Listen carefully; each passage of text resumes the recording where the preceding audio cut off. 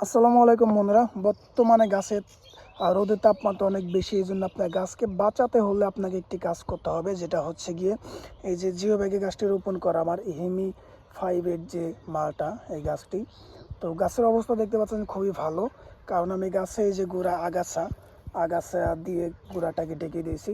এই আগাছা ছাড়া যদি আমি খালি জিও ব্যাগে গাছটাকে রাখি, তাহলে 2 দিন 1 দিন পর পর পানি দিতে হবে। গাছটা সঠিকভাবে রস পাবে না, গোড়া শুকিয়ে যাবে, গাছটা মারাও যেতে পারে তাপমাত্রার কারণে। কিন্তু আমি এই কাজটি করেছি যে আগাছা বা খড় এগুলো যা আছে এই গাছের গোড়ায় দেওয়ার পরে গাছের অবস্থা খুবই ভালো। দেখতে পাচ্ছেন নতুন কুশি ছেড়েছে গাছগুলো, গাছের গ্রোথ ভালো, অবস্থা ভালো, গাছে বর্তমান ভালো রস থাকতেছে। আমি একদিন পানি দিলে 7-8 দিন আর পানি দেওয়া লাগতেছে না, গাছের অবস্থা খুবই ভালোভাবে থাকতেছে। এই যে তোদেরকে দেখা দেখতে পাচ্ছেন গাছের গোড়া এই যে ভেজা ভেজা ভেজা ভাব।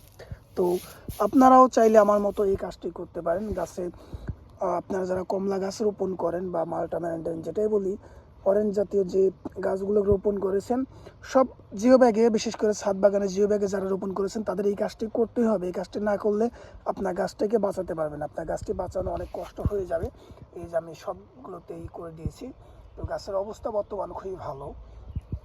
তো আপনারা অবশ্যই কাজটি করবেন। এই কাজটি যদি না করেন তাহলে আপনার মাল্টা ম্যারিন্ডাইন কমলা জাতীয় যে গাছগুলো আছে এই গাছগুলো মারা যাবে, বেশিরভাগ ক্ষেত্রে মারা যাবে, গাছে গ্রোথ হবে না, গাছ শুকিয়ে যাবে এবং গাছে অনেক প্রবলেম হবে। তো অবশ্যই কাজটি আপনারা করবেন, একটু বুঝে শুনে করবেন কাজগুলোকে আপনাদের গাছে, তাহলে কোনো সমস্যা হবে না, গাছের অবস্থা ভালো থাকবে।